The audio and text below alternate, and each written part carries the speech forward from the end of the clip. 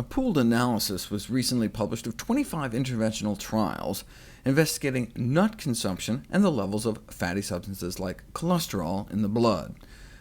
Here are the results of 4 of the best studies of nut consumption and risk of death from heart disease.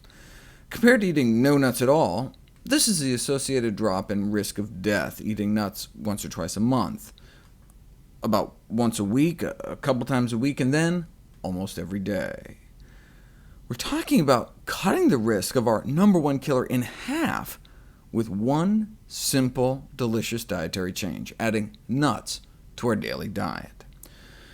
Part of this is from nuts' uncanny ability to lower bad cholesterol, and the worse off you are, the better it works. It's not like nuts just cuts your cholesterol a set percentage from wherever you start from. If your LDL starts out under 130, and we'd really like to see it about half that, then eating nuts lowers LDL about 3%, but start out in the mid-100s, and nuts work twice as hard.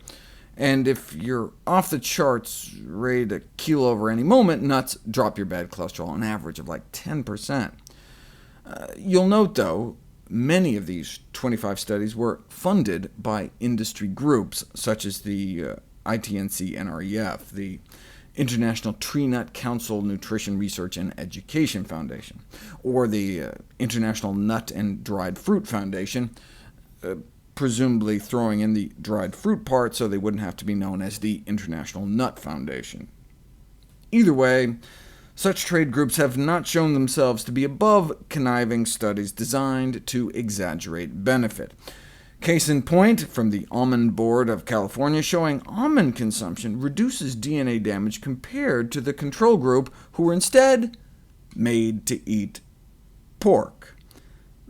This is a classic drug company trick, right? Comparing your product to something you just know is gonna bomb. And lo and behold, in summary, consuming a diet containing 84 grams a day of almonds for 4 weeks decreased oxidative stress in young male smokers. Yeah, compared to pork.